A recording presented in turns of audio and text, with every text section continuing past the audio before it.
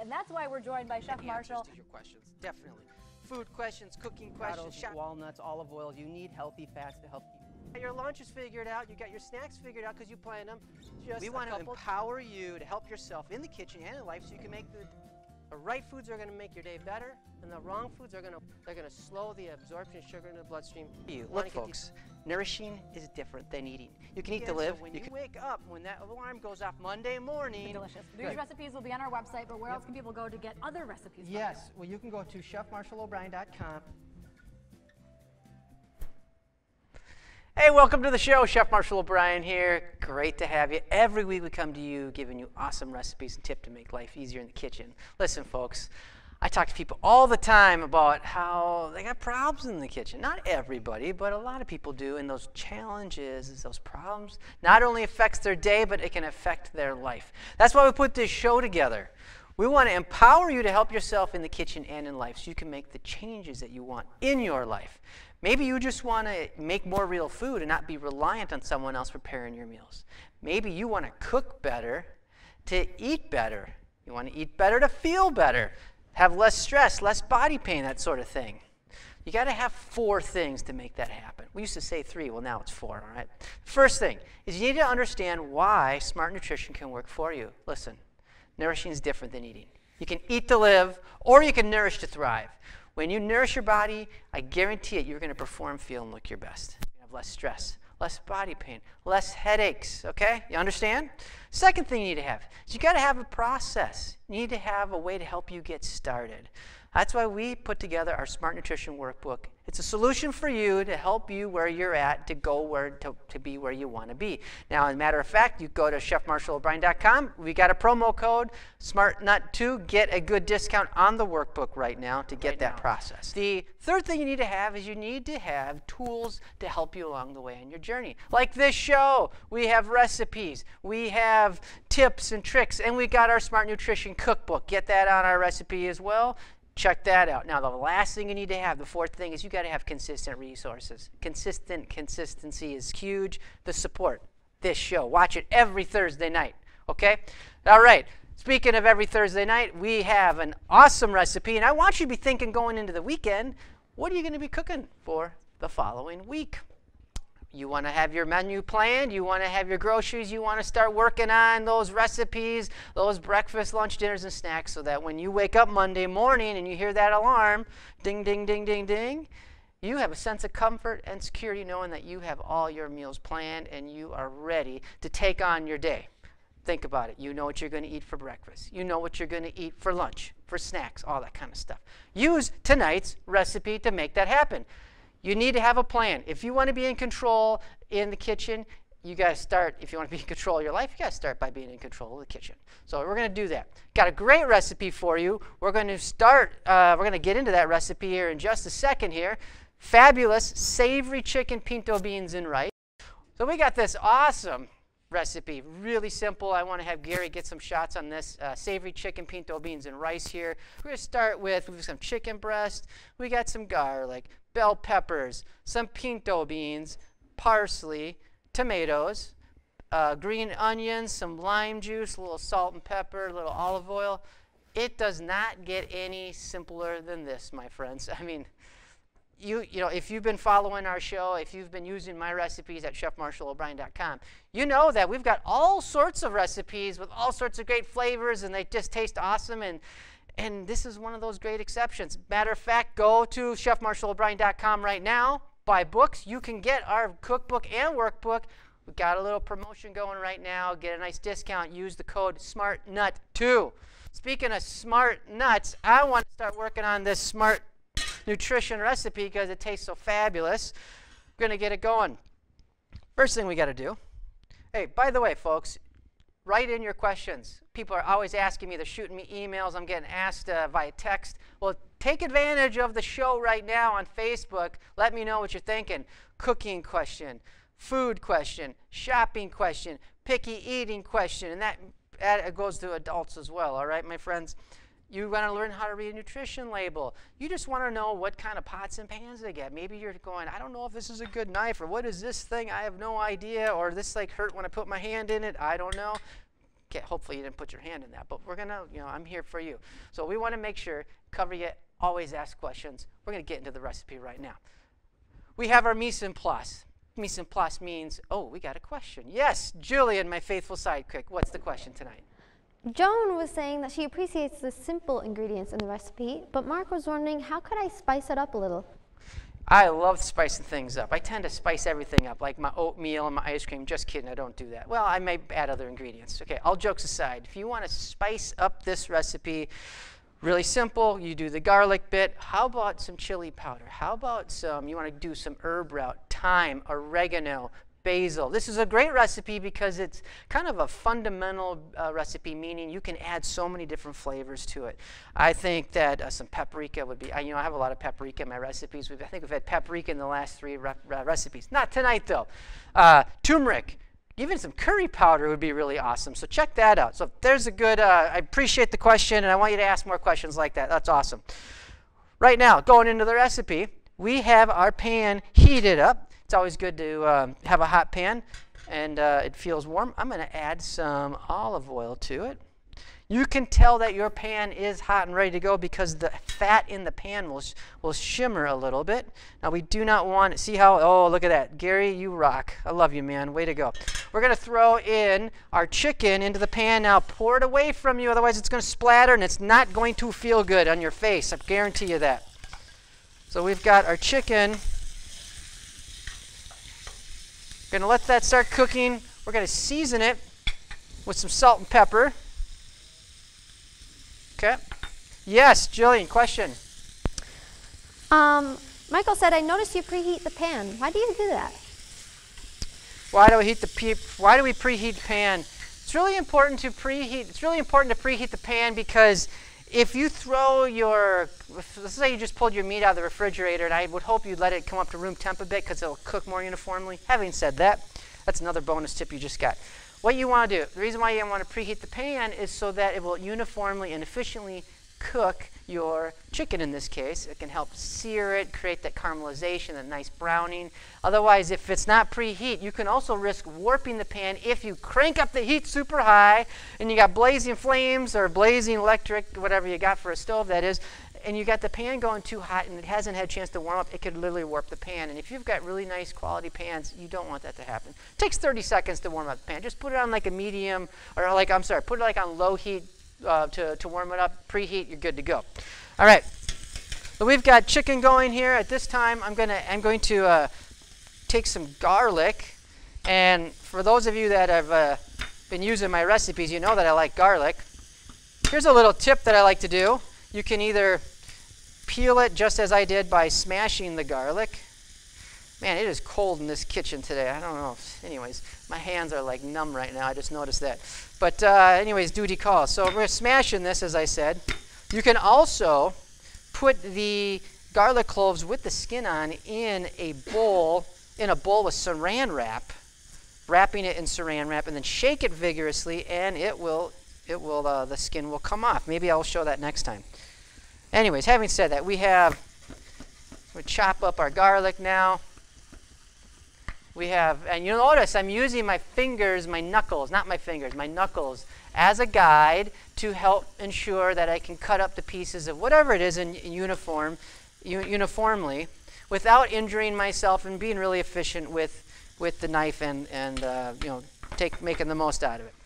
Next, we're going to chop up some of our, I'm going to throw some bell peppers in here.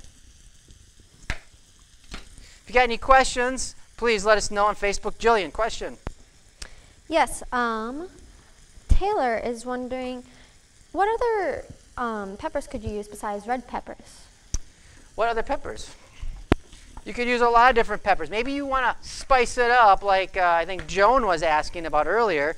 Throw in a jalapeno pepper, or if you're really into punishing yourself, a habanero. Not my thing, but you could do, think about it like this. If you love the idea of creating these nourishing recipes that taste fabulous, but maybe you want to save a little bit more time with having things already prepped, buy them pre-cut, buy them frozen and already pre-cut. Nothing wrong with that. Now, you could certainly use a yellow onion, a yellow pepper. You could use an orange pepper, a green pepper. The more colorful, generally speaking, the pepper is, from a sweet bell pepper perspective, the more flavor it's going to have. All right. So we have chopped up our garlic. We're going to throw that in. You notice that I'm putting the bell peppers in at the same time with the garlic because I don't want to burn the garlic. If the sugars in the garlic will caramelize really quick and can easily burn, so I'm making sure that I have other moisture in the pan so we don't have that happen. Boy, that just looks awesome. Look at that. So we have some nice cooking going here. At this point, I'm going to cut up some tomato. And I take that back. We got to take the beans. Beans, big part of our diet and at the Erdem O'Brien household. Jillian, question, yes? Lizzie was wondering, could I use other kinds of tomatoes for this recipe? Yes, you could use other kinds of tomatoes. You could use canned tomatoes. You could use any kind of tomato for that matter. Pretty flexible on that. And a lot of our recipes are designed to be real flexible because I'm thinking about that, you being a busy person, and maybe when you went grocery shopping, you used something for something else or you couldn't find it. And I want to make sure that you can still make this a success. So use any kind of tomatoes that you want.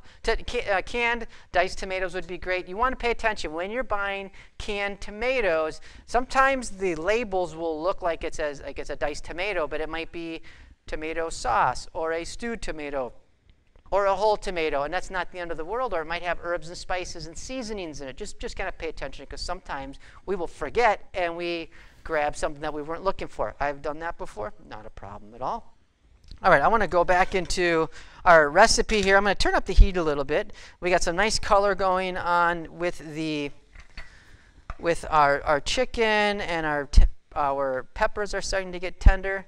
I was talking about the beans, and beans are a big part of our diet at our home for a variety of reasons. Number one, super inexpensive, great source of protein, and they're a slow carbohydrate. A lot of people hear me speak on the power of smart nutrition, and there's 3 things that you want to have. If you want to reduce your body pain, if you want to reduce inflammation or headaches or help improve your digestion, one of the things you can do is focus on 3 macronutrients. Good protein, animal or plant-based. Slow carbohydrates are like fiber-dense foods, vegetables, fruits, whole grains. And then good, healthy fats. We use the olive oil. It could be walnuts, avocados, almonds, things like that. But you got to make sure you have those. A lot of people don't realize, they're dragging tail by 2 in the afternoon because they're just out of energy, and they realize that their blood sugar's going up and down all day. That's a recipe for disaster, because if your blood sugar is going up and down, what happens is that'll actually affect your hormones that regulate your sleep, preventing you from getting good sleep. The next thing you know, and by the way, you might be going, why is this guy talking about sleep? Well, this is what we do for our business. We help people learn how to use nutritional wellness to improve their quality of life. The point is, if your blood sugar is all over the place, your energy is going to suffer, your mental cognition is going to suffer, and it'll also affect your sleep and your metabolism. Now, the good news is, I got this awesome recipe for you. That's why I've been putting it together for the last 10 minutes, because it's going to keep your blood sugar stable.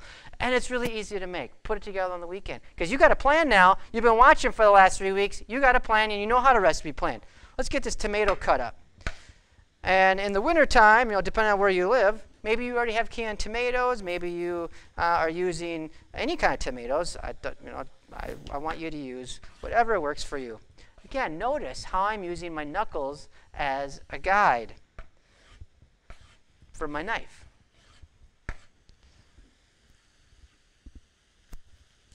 Jillian, question.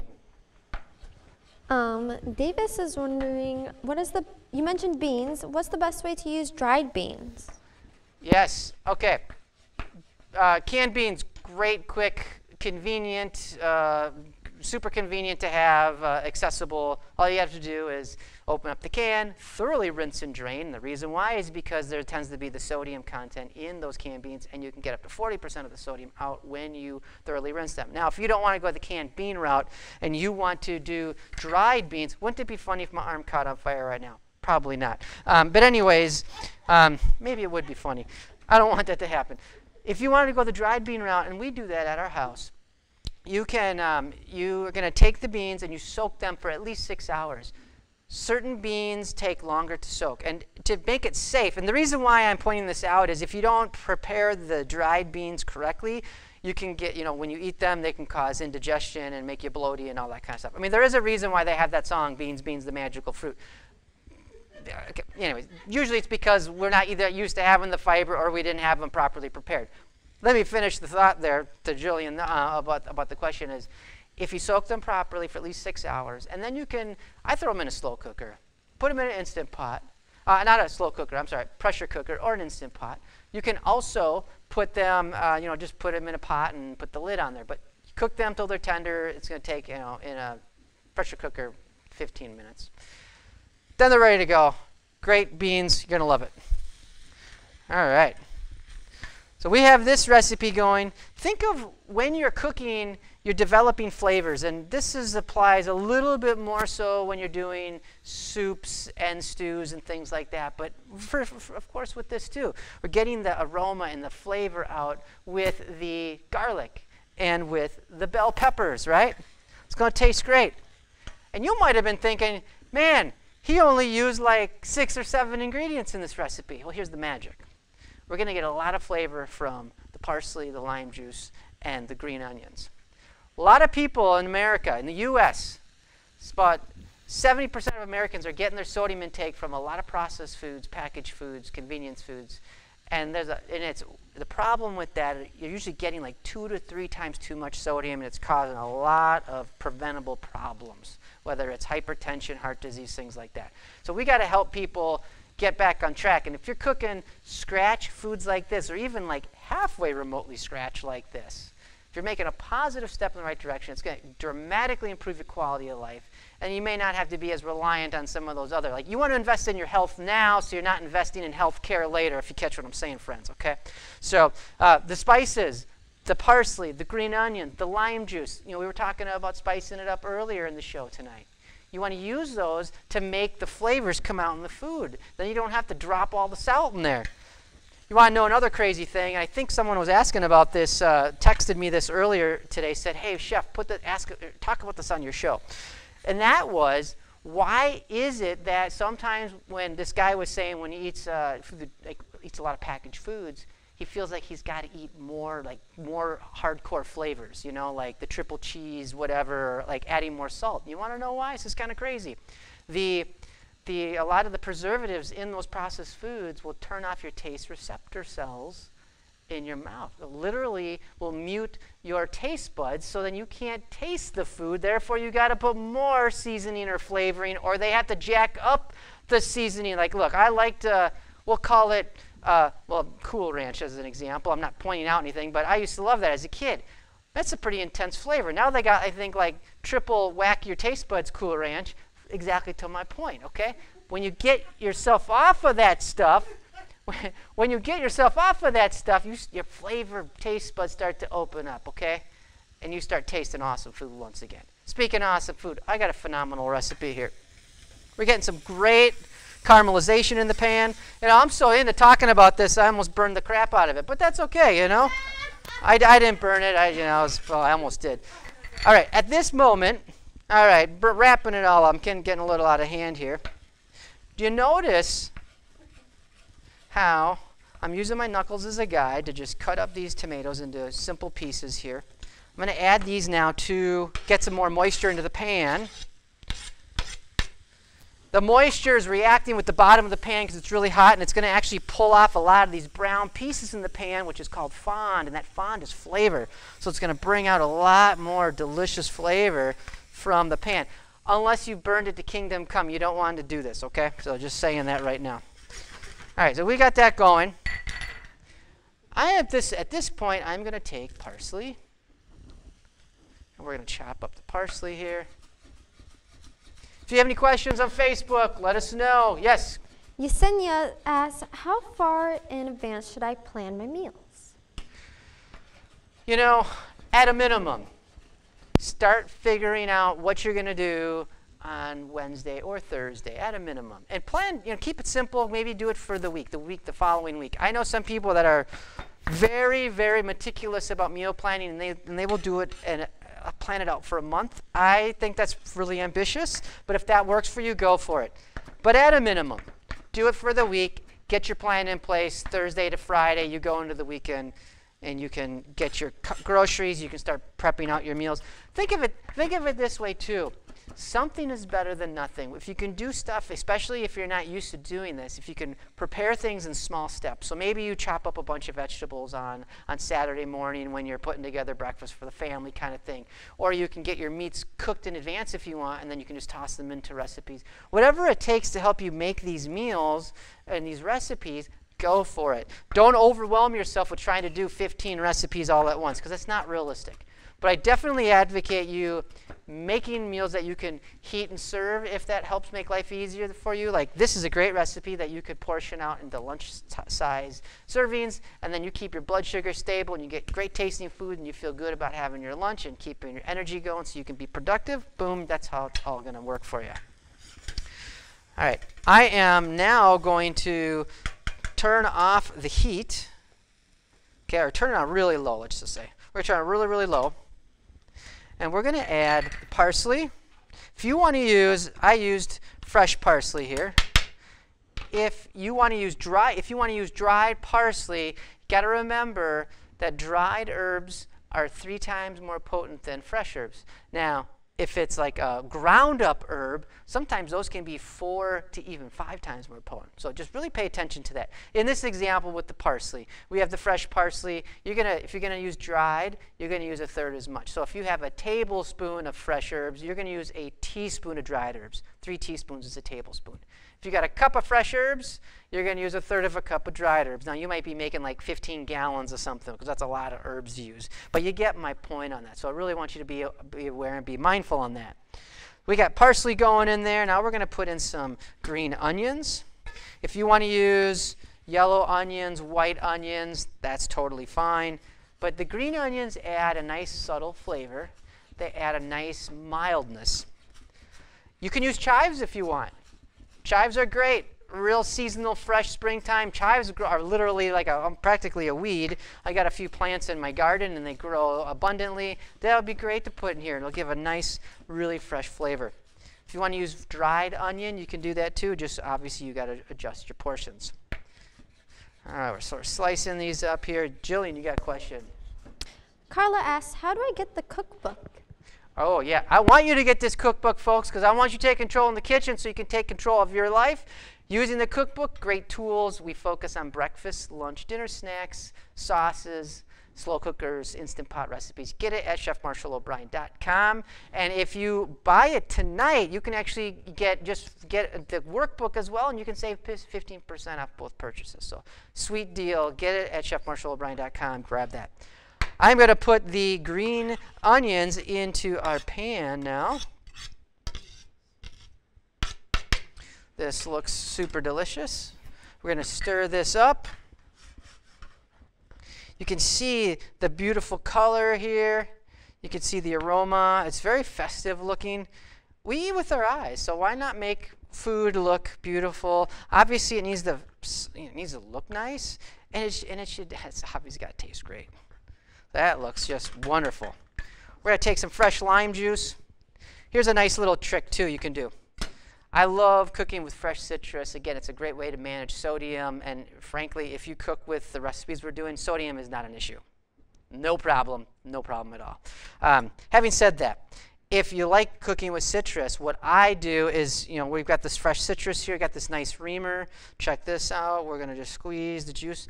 You can squeeze out a bunch of fresh lemons or fresh limes and portion it out into ice cube trays, and then you've got fresh, and then freeze those, and then when you want to make a dish like this with fresh citrus, well, you just take one of those frozen cubes out, pop it in your pan, it melts, you've got fresh citrus. Tastes identical. Wonderful, wonderful. This is awesome. There we go. This is going to taste excellent. So we're just stirring this up. You notice how I did not, okay, I'll hold my thought. Yes? Question for you. Sure. Sorry to interrupt. No, Haley please. is wondering, could I use lemon instead of a lime? Yes, you can use lemon instead of lime. You're going to have lemon is going to be a little more tangy. Lime's going to be a little more sweet. Now, that's a relative term. It's not sweet, but it's going to have a little mild, little difference in that. So absolutely use lemon. I also would encourage you to look at, there's a lemon that's a seasonal lemon called a Meyer lemon. Check that one out. They're very sweet, not like a lime. They're very sweet just in itself, and they got that lemon flavor, but definitely try those. Maybe you want to experiment with just putting some fresh clementine juice in there or fresh orange juice, especially during the seasons like, November, December, January. Take advantage of citrus. It tastes fabulous, and it's just great. July time of the year, not so much. So I want you to really think about when can you use ingredients and make them taste the best. Is really cool to do. So we put the fresh lime in here, and it smells great. It looks great. You can serve this on top. If you want to eat it just by itself, that's great. If you want to have it with some pita bread, stuff it in the pita bread. If you want to wrap it up in a tortilla. I cooked some brown rice, thanks to TV Magic. We've got that right there. I'm actually just going to pour it into the pan with the with the dish here. Quick, a little thing I want you to think about with the brown rice is that brown rice and a lot of whole grains, they actually freeze really nice, and you can cook them in advance, and it'll save you a considerable amount of time and energy later. So I like doing that, and then I can just warm up this rice in a matter of 5 minutes rather than cooking it for 35 minutes on the spot there. So that's a really nice deal to do. If you want to do this with some pasta, that would be fine as well. Again, have it by itself. It's a great recipe. We got good protein and good slow carbohydrates. I want you to really think about how food can work for you and help you get through your day so you're not a zombie by the end of the day. If you find you're dragging at 2, 3, 4 o'clock, you've got hours more to go you want to spend with your family and give the best of you, not what's left with you. Think about what are the foods that you're focusing on eating during the day to help make life be a little bit easier. Really, think about that. All right, so let's serve this up for ourselves. This looks really... Jillian, you got a question. I got 2 questions for you, questions. Actually. I got 2 answers. Joan is asking, in general, what is the ratio of veggies, protein, and slow carbs you should have on your plate? That's a good question. Now, it kind of depends on your lifestyle, your activity level. In general, think about half of your plates should be slow carbohydrates, and then a quarter of your plate should be good fats, or I'm sorry, good protein. It could be animal-based or vegetable-based, animal-based, plant-based. And then you got a quarter of your plate, or maybe like an eighth of your plate could be some good healthy fats. But really focus on the slow carbs from the vegetables. Starchy carbohydrates, potatoes, pastas, things like that. They can, for some people, can be problematic because they can obviously spike your blood sugar. So when in doubt, always focus on those non-starchy carbohydrates for at least half the plate, and then get a good, a quarter size, if not a little more of that protein. Now, if you have a real physical job, really physically demanding job, and you are tired and worn out by the end of the day, I'm pointing at someone back there who I know is really busy. I want to make sure right after that shift that you get 10 grams of protein within a 30-minute window after your session, after your work, because that's when your muscles are really they're just primed to start the muscle recovery and rebuilding phase. So have a 10-gram protein bar, have a 10-gram piece of anything that's prepared for protein, and then make sure you have a protein-rich dinner. So you're going to up it by a little bit. And then also, another thing a lot of people don't realize is when you're getting good restful sleep, you will be able to actually have your cells, your muscles, your tendons, your ligaments recover, recuperate, regenerate overnight with good restful sleep. And if you've had enough protein that day, that will help you in minimizing inflammation when you wake up and being sore, minimizing the soreness in the morning.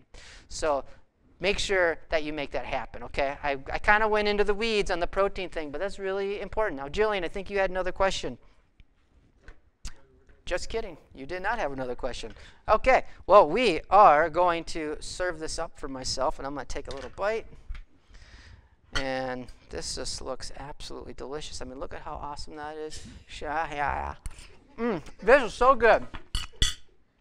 Listen, every week, I'm going to come to you with a fantastic, delicious recipe and help you improve your life with smart nutrition. And with our program, you are going to love the way you feel. So get started today, and we're going to see you next week.